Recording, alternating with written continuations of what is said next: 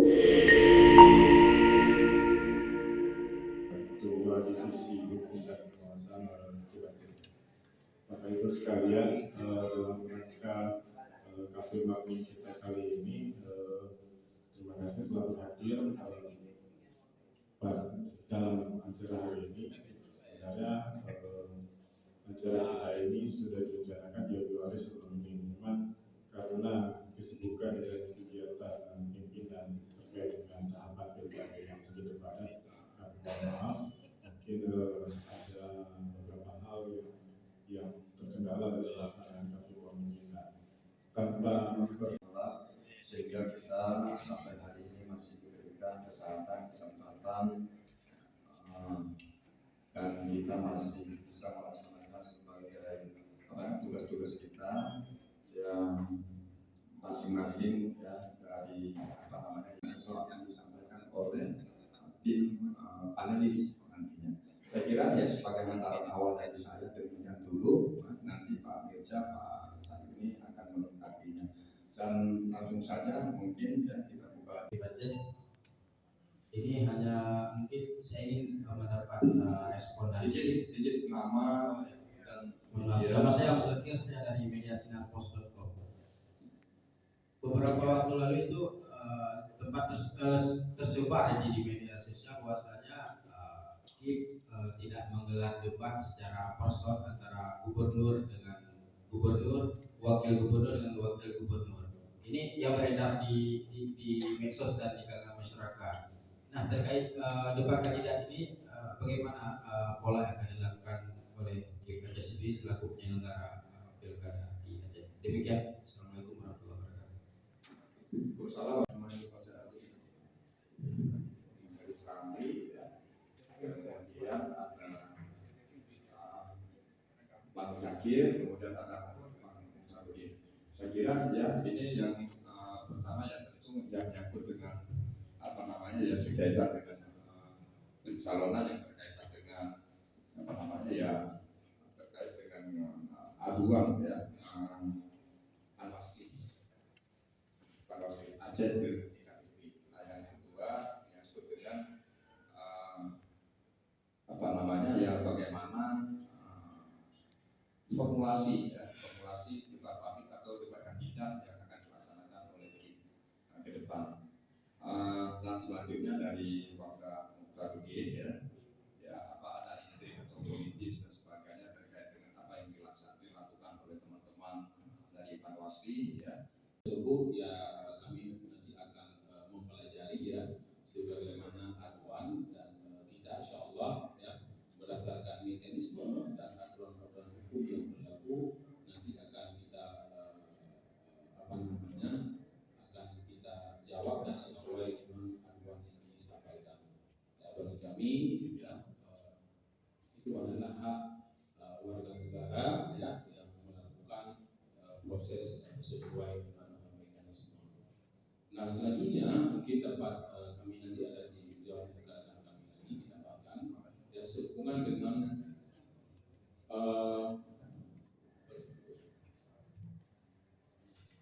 sehubungan dengan mungkin saya tambahkan sedikit sehubungan dengan kegiatan tahapan dalam pemilihan ke depan ya rencananya kita di Aceh dan juga nanti dilaksanakan di tingkat kabupaten kota kita akan melaksanakan simulasi ya terkait dengan pemungutan dan penghitungan suara ya nantinya kami akan duduk akan menyampaikan jadwal ya kepada Bapak Ibu semua dan insyaallah nanti juga kami mudah-mudahan berkesempatan ya kita laksanakan di pusat kota Banda Aceh dan nanti akan kita undang ya kepada rekan-rekan semua ya bagaimana proses itu masih kita laksanakan.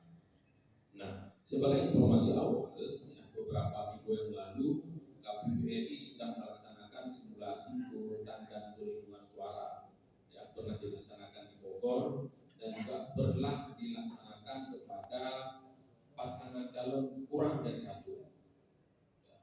Kita sering memahami itu adalah pasangan calon kurang dari satu dan juga pasangan calon melebihi daripada satu. Jadi sudah dilaksanakan proses pemungutan dan penghitungan suara. Nah tentunya kita melihat nanti durasi waktu. Kalau di mulai jam 8, jam 7.30 itu selesai sampai jam berapa? Kalau misalnya paslon lebih daripada satu. Nah, nantinya akan kita simulasikan, ya, kita lihat waktu jeda dan informal lain sebagainya, ya, persis sebagaimana hari H. Nah, nantinya juga kita akan undang pemilih, ya, menjadi pemilih sebagaimana di hari H. Mungkin itu aja Pak Agus dan Pak Kerja, ya, sebagai penambahan dari saya. Mungkin itu akan ditambahkan oleh rekan-rekan kami. Pertanyaan yang juga, ya, yang berharap bisa nanti lengkapi oleh Pak Meja. Karena memang ini ahli bidang, gitu kan. Oke, ya, tadi terkait dengan pertanyaan dari Pak Muzakir, ya, terkait dengan jadwal debat kandidat atau debat publik yang tentu nanti formulasinya, ya, kita ya tetap berpegang teguh kepada regulasi yang ada, artinya PKPU 13 tahun 2024, ya, tentang kampanye, ya, tentang berkaitan dengan kampanye. Nah, formulasi saya tidak lagi mengklarifikasi atau mengcounter apakah digeser atau apa, ada intrik dan sebagainya. Tapi yang jelas formulasinya awalnya pertama kita akan membentuk tim rumus, ya. Saya ulangi, tim rumus. Tim rumus ini ada 3 unsur akademisi, profesi, dan tokoh masyarakat. Jumlah tim rumus nanti kita akan kita bicarakan kembali, kita sesuaikan sesuai dengan kebutuhan yang ada di masing-masing yang unsur tadi. Nah, kedua, setelah tim rumus ini terbentuk, tentu nanti kita akan berkoordinasi dan semua teknis dan formulasi, ya, debat kandidat atau debat publik, ya, itu akan kita serahkan kepada tim rumus untuk kemudian, ya, kita akan membentuk tim panelis, ya. Jumlahnya juga sangat tergantung, ya, kebutuhan nantinya, tapi tetap yang 3 unsur sebagaimana yang saya sebutkan tadi. Saya ulangi, dari unsur akademisi, profesi, dan tokoh masyarakat. Nah, selanjutnya formulasi debat publik, ya, nanti akan kita hadirkan. Formulasinya adalah sistem list to list per paslon, ya, per paslon dengan jumlah debat publik, ya, atau ya, debat publik termasuk itu sebanyak 3 kali, ya, dalam rentang waktu 1 bulan, ya, terhitung dari masa minggu tenang, ya. Artinya minggu tenang itu masuk 24, 27, 24, 25, 26, 24, 25, 26, 27 hari pemungutan suara. Maka di bawah 24, artinya 23 hingga ke hari ini kita akan memformulasikan untuk debat kandidatnya 3 kali, ya. Jika memang dalam rentang waktu 1 bulan, maka per debat kandidat itu 10 hari pertama, 10 hari kedua, dan 10 hari ketiga. Saya kira itu formulasi yang sudah kita persiapkan, ya, sesuai dengan prosedur mekanisme yang ada. Namun menyangkut dengan materi, ya, debat kandidat, tentu nanti yang akan dipersiapkan oleh tim rumus yang insya Allah malam ini akan kita bentuk, ya. Kalau memang, ya, beberapa waktu yang lalu kita sudah melakukan penjajakan, ya, dari tunggal unsur yang saya sebutkan tadi.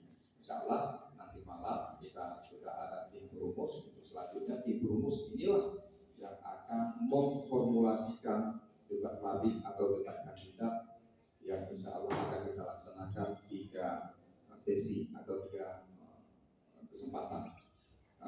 Dan kita akan pusatkan di Kota Banda Aceh, ya, insya Allah akan kita pusatkan di Kota Banda Aceh, tentu dengan tempat yang representatif.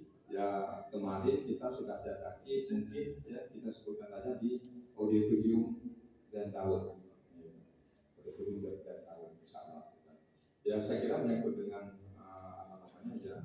formulasi debat kandidat ini, ya, untuk selanjutnya, ya, barangkali, ya, Pak Meja, ya, bisa melengkapinya terutama sekali dengan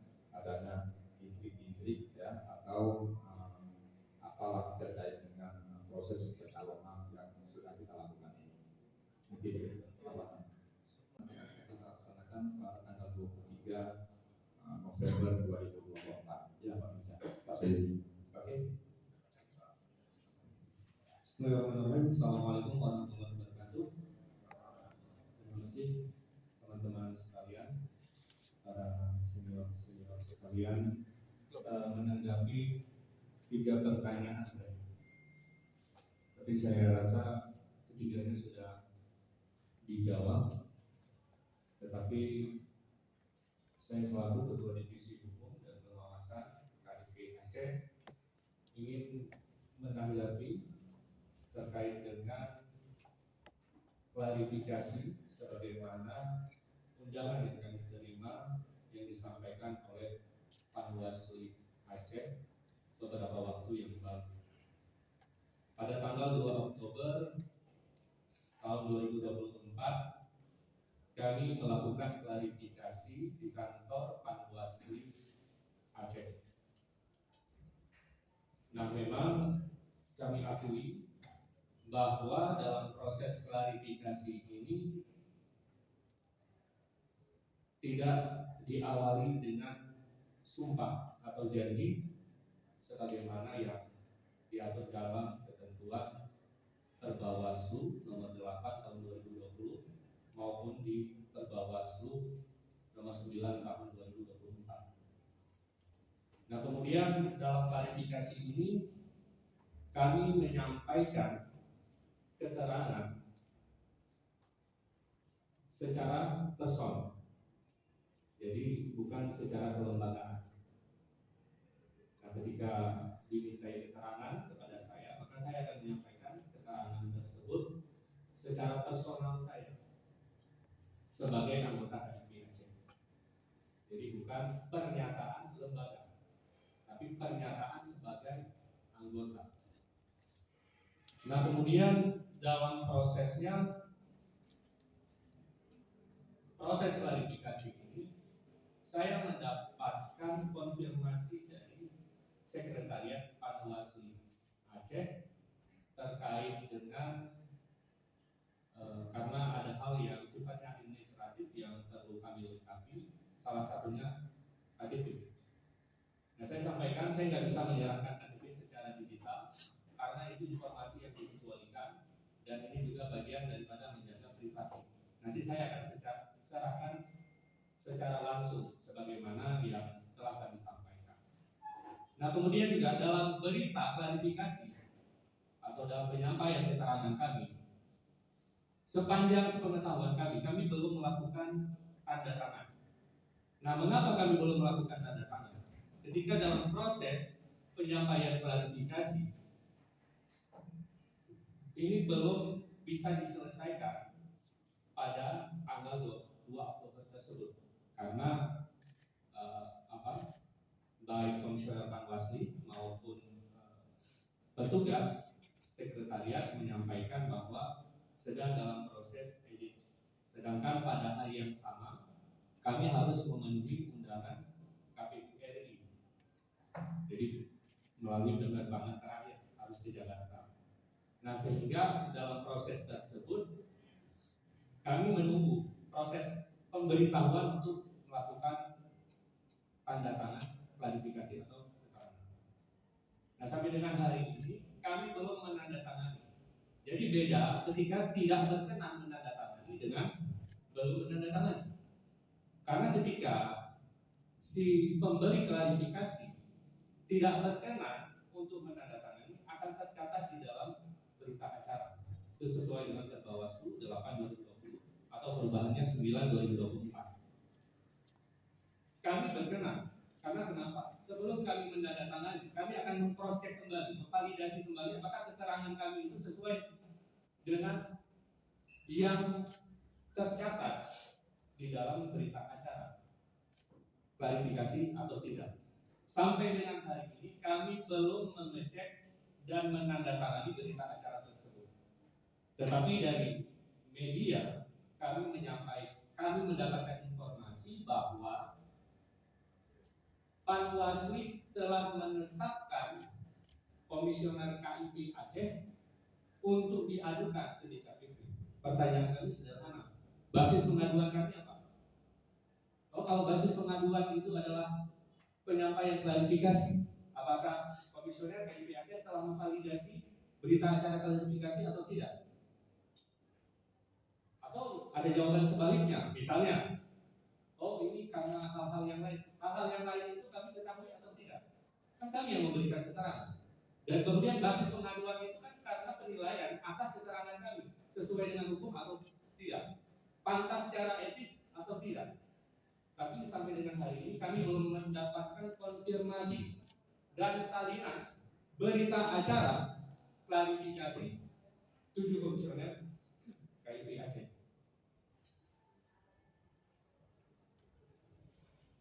Nah, selanjutnya pada tanggal 2 Oktober penyampaian klarifikasi baru disampaikan oleh 5 orang komisioner. Terus pertanyaan lagi dari kami, ini yang mau ditanyakan keterangan lembaga atau keterangan, dan kemudian berdasarkan keterangan tersebut kemudian Panwaslu Aceh memplenokan. Nah, tetapi ada 2 anggota KIPAC yang belum terklarifikasi. Salah satunya Pak Sayuni, yang kedua adalah Pak Andra Dermawan. Nah, ini juga pertanyaan dari kami.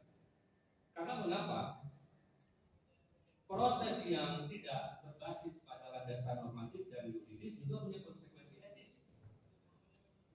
bahkan punya konsekuensi pidana. Dan ini harus kami sampaikan, harus kami luruskan. Karena mengapa Bapak dan Ibu, proses dinamika dalam pengambilan keputusan di KIPAC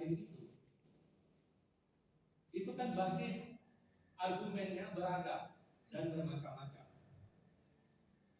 Ada yang dissenting opinion, ada yang controlling opinion, ada yang berbeda pendapat dan pertimbangan hukum sampai dengan kesimpulannya berbeda pendapat. Ada yang berbeda pendapat dalam pertimbangan hukum tetapi kesimpulannya sama, controlling opinion. Dan itu terjadi di KIPAC. Jadi kalau basisnya permintaan klarifikasi dan keterangan dan kemudian menurut pandangan kami itu tidak bersesuaian dengan prinsip keadilan yang semestinya adalah kewajiban yang mesti ditunaikan oleh penyelenggara hatta Panwaslu Aceh. Nah, jadi kalau kita merunut ketentuan Perbawaslu 9 maupun Perbawaslu 8, klarifikasi disampaikan oleh masing-masing komisioner kemudian dituangkan dalam formulir A10. Itu di pasal 26 ayat 5 Perbawaslu 8/2020. Nah, kemudian juga salinan berita acara klarifikasi yang diberikan kepada pihak yang diklarifikasi, artinya KIPAC, setelah penanganan pelanggaran selesai dilakukan. Pertanyaannya, kenapa diumumkan kepada publik kami belum diserahkan salinan klarifikasinya? Dan ini diatur di Perbawaslu, bukan peraturan KPU. Di Perbawaslu diatur.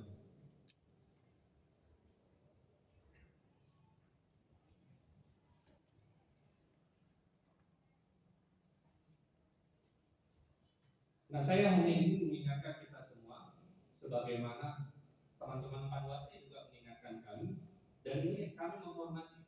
Karena mengapa? Keputusan dan kebijakan KIPAC itu punya ruang koreksinya. Salah satunya adalah pelaporan yang dilakukan oleh para pihak ke Panwaslu. Dan kami sangat menghormati ini, Bapak dan Ibu. Karena kenapa? Itu jalan yang paling beradab dan salah satu jalan yang ditempuh oleh para pencari keadilan, dan itu dimungkinkan oleh peraturan perundang-undangan. Bahkan kami dilaporkan ke DKPP, itu juga dimungkinkan oleh pencari keadilan. Nah, tetapi proses ini sama-sama harus berbasis hukum yang berlaku, harus berbasis pada peraturan perundang-undangan. Karena mengapa? Di dalam proses penyelenggaraan pemilihan, pelanggaran itu tidak hanya etis, administratif, tetapi juga ada pidananya. Nah, jadi ketika kami diumumkan, kami yang pertama, posisi perkaranya kami nggak disampaikan. Dari ketika kita diklarifikasi disampaikan, kami juga sedang mengkaji pidana. Saya tanya apa postulatnya, dalilnya apa, dasar hukumnya apa. Kami nggak mendapatkan jawaban dasar hukum itu apa.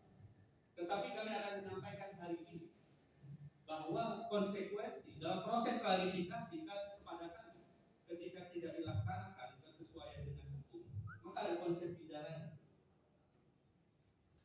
Saya bacakan pasal 29 huruf A Undang-Undang Pilkada, disebutkan Bawaslu provinsi wajib bersikap tidak diskriminatif dalam menjalankan tugas dan wewenangnya. Dan huruf F, melaksanakan kewajiban lain sesuai dengan ketentuan peraturan perundang-undangan.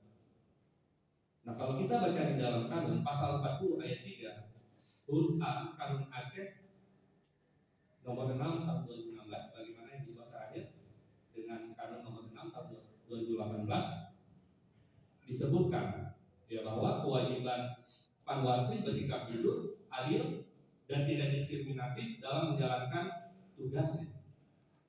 Nah, kalau kita rujuk pelaksanaan pasal 29 huruf A Undang-Undang Pilkada ini, maka kita bisa rujuk pada pasal 193B ayat 1 berbunyi, Ketua dan atau anggota Bawaslu provinsi yang melanggar kewajiban sebagaimana yang dimaksud dalam pasal 29 dipidana dengan penjara paling singkat 12 bulan dan paling lama 144 bulan dan denda paling sedikit 12 juta dan paling banyak 144 juta.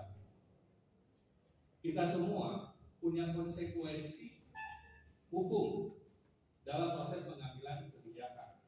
Nah, untuk itu kami mengundang teman-teman sekalian untuk menanggapi fenomena akhir-akhir ini yang menurut kami juga semestinya prosesnya itu harus berjalan menurut hukum.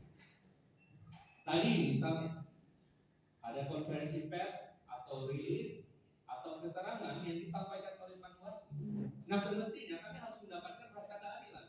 Kami periksa dulu berita acaranya sebelum kami tanda tangan. Jangankan kami periksa, jangankan kami tanda tangan, kami periksa saja dulu. Nah, bagaimana kemudian ketika kami mendapatkan informasi, kami mau diajukan ke DKPP.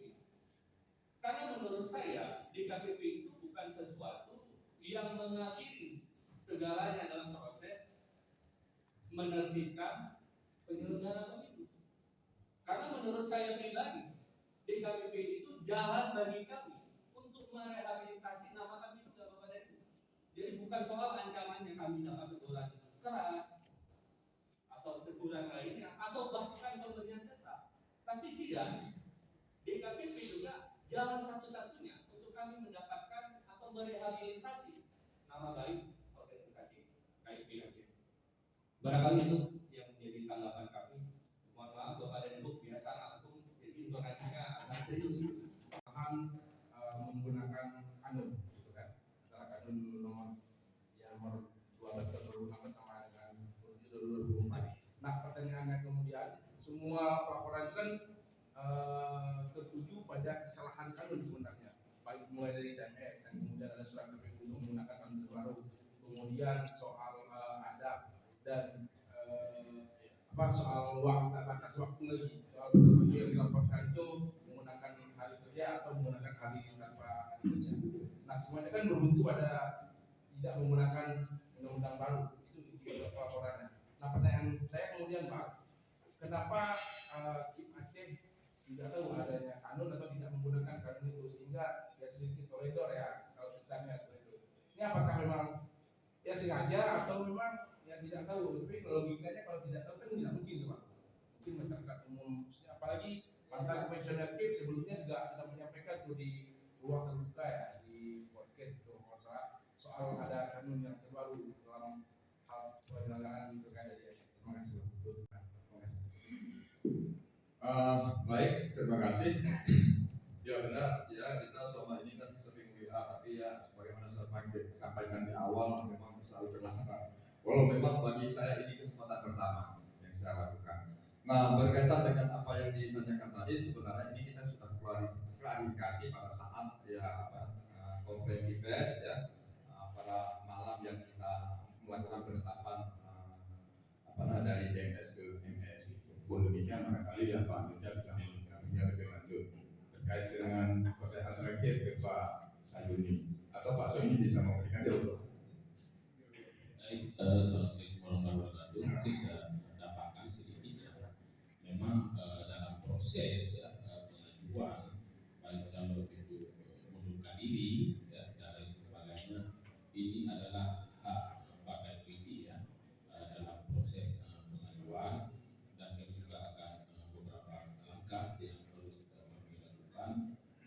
sesuai dengan ketentuan hukum yang berlaku. Itu menyangkut memang apa namanya pengajuan ya calon pengganti. Nah selanjutnya sebagaimana disampaikan tadi ya pada saat jumpa pers di malam tersebut itu sudah terjawab dan sudah tersampaikan semua, dan saya yakin ya kepada rekan-rekan dari semua Bapak Ibu semua sudah proses itu sudah berlalu dan sudah kita jawab semuanya dalam konversi pers pada penetapan pasangan calon. Mungkin demikian yang dapat saya sampaikan. Saya akhiri. Assalamualaikum warahmatullahi wabarakatuh.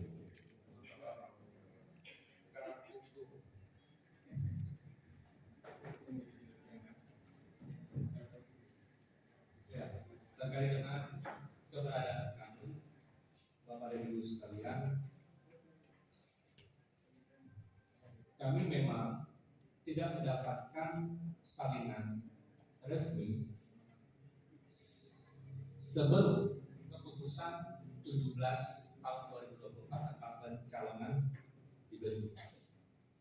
Tapi kemudian setelah keputusan 17 tahun 2024 ditetapkan, sekitar tanggal 12 September itu baru disampaikan oleh Biro Hukum Setda Aceh. Surat yang sama juga telah dikirim oleh KIP Aceh kepada pembentukan, yaitu DPR Aceh, terkait dengan keberlakuan dan penyebarluasan Kanun Aceh nomor 7 tahun 2024 tentang perubahan atas Kanun 12 tahun 2016. Saya belum cek apakah surat dari DPR sudah ada gelarkan belum. Nah, kami belum mendapatkan konfirmasi. Nah, seiring waktu perjalanan tahapan dan jadwal ini kan berlari kencang dan ada dinamika hukumnya di situ. Tapi memang kita melakukan mitigasi potensi terhadap sengketa. Nah, sehingga memang berkembang pandangan-pandangan bahwa kanun tersebut tanpa diberitahukan secara resmi juga sudah berlaku. Saya kira teman-teman semester 1 Fakultas Hukum juga sudah tahu fiksi hukum. Peraturan tersebut berlaku sepanjang telah dilakukan pengundangan. Semua kita dianggap tahu. Tapi memang dalam pelaksanaannya,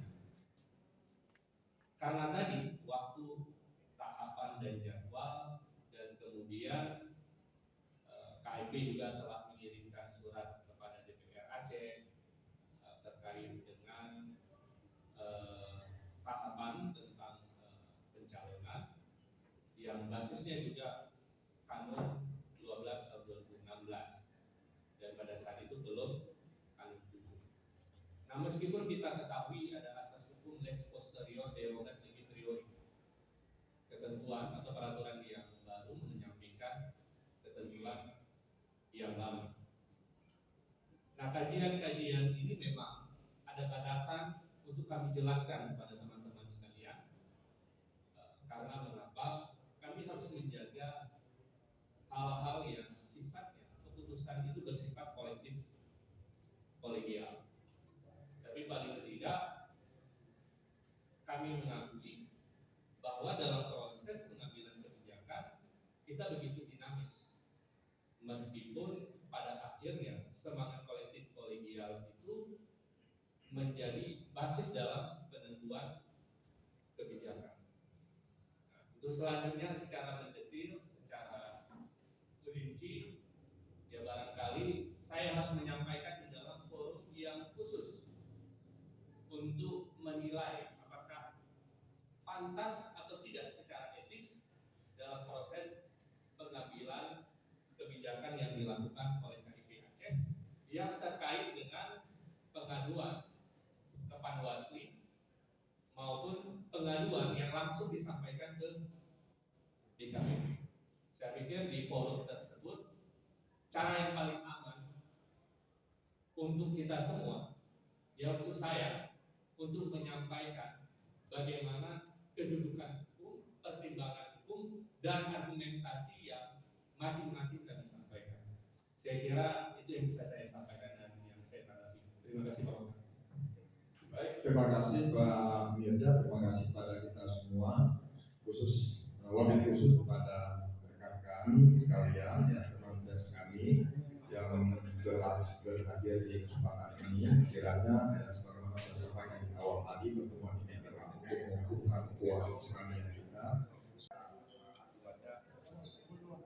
Tapi kalau ke ada tindak pidana pilkada atau pemilu, tapi kalau ada prioritas dan sebagainya, akhirnya kan ditanyakan oleh keluarga.